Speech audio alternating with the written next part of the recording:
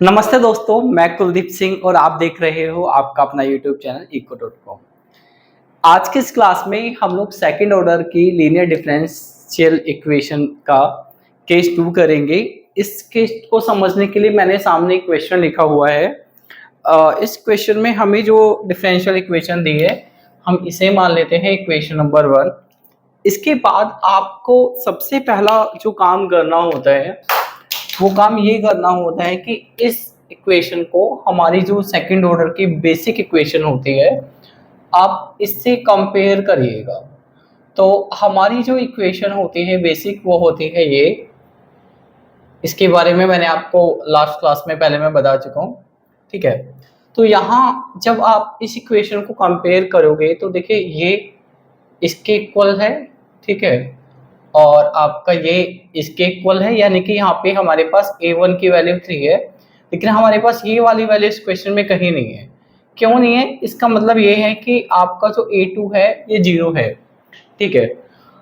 तो मैंने आपको ये बताया था पिछली क्लास में, हमारा जो केस था उसमें ये दोनों ही 0 नहीं थे। आज के इस केस में आप देखोगे तो ये वैल्यू आपकी 0 के इक्वल नहीं है, बट ये वैल्यू आपकी 0 के इक्वल है। तो ये क्वेश्चन हमारा जो पिछला क्वेश्चन था उस क्वेश्चन के कंपेयर में थोड़ा सा चेंज है। इसका सोल्यूशन में हम थोड़ा सा चेंज करेंगे। करना क्या है, हमें निकालना है इसका जनरल सॉल्यूशन। तो आपका जो जनरल सॉल्यूशन होता है उसको हम YT से डिनोट कर देंगे, and it is summation of YC and YP। YC YP को हम मान लेते हैं इक्वेशन नंबर 2। अब हम लोग करेंगे calculation for complementary function, that is YC, ठीक है। तो इसके लिए क्या करना होता है आपको पता है, हमारी जो इक्वेशन नंबर 1 है उसका हम रिड्यूस फॉर्म लेंगे, टेकिंग रिड्यूस फॉर्म ऑफ 1, जिसको आप होमोजेनियस इक्वेशन भी कह सकते हो। तो ये जो हमारी इक्वेशन है, जब आप इसकी रिड्यूस फॉर्म लोगे यानी होमोजेनियस पार्ट लोगे तो राइट हैंड साइड पे आप ले लोगे 0, ठीक है। ये हो गई हमारी equation number for example 3, sorry हाँ 0। ये हो गई फॉर एग्जांपल हमारी इक्वेशन नंबर 3, आप इसको छोड़ दीजिएगा। अब हमें क्या करना है, इसके बाद आप लोग let YT is equal to आपका AERT। इसके बाद आप इसका फर्स्ट ऑर्डर डेरिवेटिव ले लोगे, तो फर्स्ट ऑर्डर डेरिवेटिव लेने पे ही R आगे आ जाएगा, इट इज ARERT। इसके बाद सेकंड ऑर्डर डेरिवेटिव लोगे तो सेकंड ऑर्डर डेरिवेटिव लेने पे ही R फिर आगे आएगा, तो अब हमारे पास हो जाएगा R² AERT। ये सारी वैल्यू आप इक्वेशन नंबर 3 में पुट कर दीजिएगा, पुटिंग इन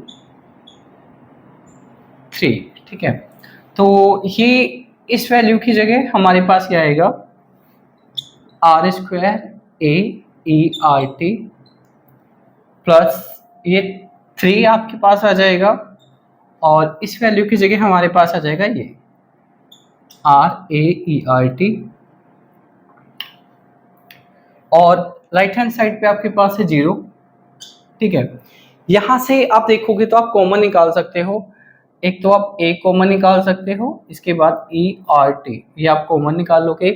तो कॉमन निकालने के बाद आपके पास बचेगा यहाँ से R², यहाँ से आपके पास बचेगा 3R इज इक्वल टू 0। ये वैल्यू 0 में चली जाएगी, ये वैल्यू हो गई आपके पास खत्म। अभी आपके पास बचा R² plus 3R is equal to 0। तो यहाँ से हम R कॉमन निकालेंगे, R plus 3 is equal to 0। अभी एक तो आप इस R को 0 के इक्वल रख लेना, तो इसे मान लेंगे जो R की हमारे पास वैल्यू आएगी वो R की वैल्यू आ गई है फॉर एग्जांपल 0, और एक बार आप इस ब्रैकेट को भी 0 के इक्वल रखोगे तो आपके पास R की वैल्यू आ जाएगी -3, ठीक है। तो अभी हमारे पास जो रूट्स, ये जो R की वैल्यू आई है ये क्या है, आप कैमरा में थोड़ा सा एडजस्ट कर देता हूँ आपको, अभी ठीक है।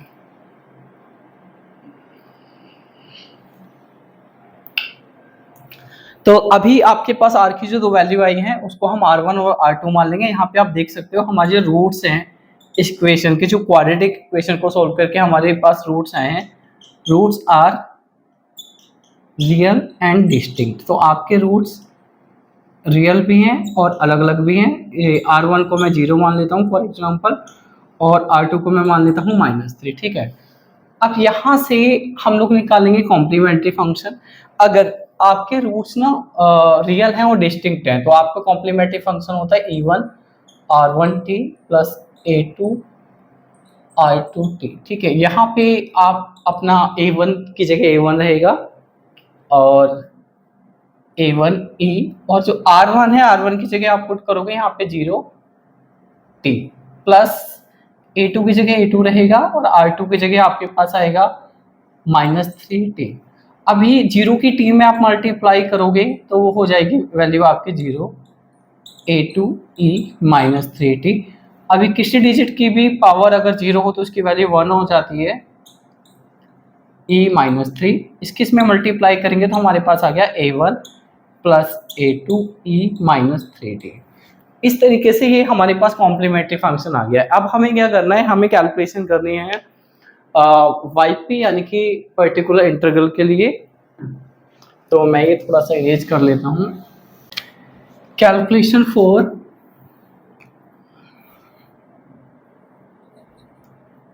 Particular integral. आज क्लास में हमने जो क्वेश्चन करा था उसमें हम लोगों ने पर्टिकुलर इंटीग्रल के लिए YT को K माना था जो कि कांस्टेंट था। बट केस 2 में क्योंकि यहाँ पे हमारी जो A1 की वैल्यू है वो 0 नहीं है, बट हमारी A2 की वैल्यू 0 है, ये वैल्यू है हमारी Y3। तो इस केस में हमें क्या करना होता है, हम YT को ना KT नहीं मानते, सॉरी कांस्टेंट नहीं मानेंगे, बट आप मानोगे इसको KT, ठीक है। इसके बाद आप इसका फर्स्ट ऑर्डर डेरिवेटिव करना, तो फर्स्ट ऑर्डर डेरिवेटिव t के रिस्पेक्ट में करोगे, t हो जाएगा आपका 1, आपके पास k बचा। उसके बाद आप सेकंड ऑर्डर डेरिवेटिव करोगे तो ये k कांस्टेंट है, सेकंड ऑर्डर डेरिवेटिव हो जाएगा आपका 0, ठीक है। अभी ये जो वैल्यू है ये आपको इक्वेशन नंबर 1 में पुट करनी है, पुटिंग इन 1। तो जब आप इसको फर्स्ट, इन सारी वैल्यू को फर्स्ट इक्वेशन में पुट करोगे तो यहाँ पे तो हमारे पास 0 आ जाएगा, ये वैल्यू हो जाएगी हमारे पास 3, और फर्स्ट ऑर्डर डेरिवेटिव में जगह हमारे पास आ गया है k, और इसके बाद तो आगे कुछ है ही नहीं। इसके बाद आगे है आपके पास 12, ये 0 आपका खत्म हो गया है। आप k की वैल्यू निकालनी है तो k की वैल्यू आ गई है आपके पास 4, ठीक है। इस केस में हमारी जो YP की वैल्यू होगी वो यहाँ से निकलेगी, आपको पता ही है। तो यहाँ पे आप डालोगे k, और यहाँ पे k की वैल्यू तो हमारी 4 आ गई है, तो k की वैल्यू आप डाल दोगे 4, और ये आ जाएगा आपके पास t। तो हमारे पास जो यहाँ पे पर्टिकुलर इंटीग्रल की वैल्यू आ गई है वो आ गई है हमारी 4t। अभी आपके पास YC भी आ गया है और आपके पास YP भी आ गया है। ये दोनों वैल्यू आप इक्वेशन नंबर 2 में पुट कर देना, मैंने इरेज कर दिया, आपके पास होगा, आपने नोट डाउन कर लिया होगा। तो आपको लिखना है फ्रॉम टू, ये हमारे पास आ जाएगा जनरल सॉल्यूशन, जो कि क्या होगा, YT is equal to YC की वैल्यू हमारे पास ये आ गई है A1 A2E -3t, और YP की वैल्यू आ गई है आपके पास ये 4t, ठीक है। अभी आपका ये जो आंसर है ये सही है या नहीं है, इसको आप क्रॉस चेक भी कर सकते हो। इसका हमारे पास एक वेरिफिकेशन करने का तरीका भी है। ये वेरिफिकेशन के लिए आपके पास ये जनरल सॉल्यूशन जो आया है इसको आप इक्वेशन नंबर 4 मान लीजिएगा, ठीक है। और आप लिखिएगा यहाँ पे वेरिफिकेशन। अब आप इक्वेशन नंबर 4 का ना डेरिवेटिव ले लीजिएगा 2 बार, फ्रॉम 4। जब आप फर्स्ट ऑर्डर डेरिवेटिव करोगे तो A1 कांस्टेंट है, 0 हो जाएगा, ये -3 आपके पास आ आएगा, तो -3e, और ये जो आपके पास 4 है, सॉरी t है, ये हो जाएगा आपके पास 1, ठीक है। इसके बाद ये 0 खत्म हो गया, आप सेकंड ऑर्डर डेरिवेटिव ले लीजिए। सेकंड ऑर्डर डेरिवेटिव लोगे, ये -3 फिर आगे आएगा, तो -3 की -3 में मल्टीप्लाई होने के बाद हो जाएगा ये आपका 9, ठीक है। और ये 4 कांस्टेंट है, 0 हो गया। अभी जो फर्स्ट ऑर्डर डेरिवेटिव, वो जो सेकंड ऑर्डर डेरिवेटिव है, इसे आप इक्वेशन नंबर 1 में, जो इक्वेशन आपको गिवन थी उसके लेफ्ट हैंड साइड में पुट कर लेना, putting in left hand side of equation 1। तो आप लेफ्ट हैंड साइड में पुट करिएगा, left hand side second derivative की जगह तो आप पुट करोगे 9e minus E T plus 3 और ब्रैकेट में फर्स्ट ऑर्डर डेरिवेटिव की जगह आपके पास आएगा ये minus 3e minus 3t plus 4 9e minus 3t। इस 3 की मल्टीप्लाई करेंगे तो ये हो जाएगा हमारे पास माइनस 9et और इस 3 की हम 4 में मल्टीप्लाई करेंगे तो 12। ये दोनों कैंसिल हो गए, 12 मीन्स राइट हैंड साइड। तो इसका मतलब ये है कि आपका आंसर ठीक है, वेरीफाइड। आपका आंसर हो गया वेरीफाई कि आपने जो भी आंसर निकाला है वो ठीक। तो मिलते हैं नेक्स्ट क्लास में किसी और क्वेश्चन के साथ। Till then goodbye, take care.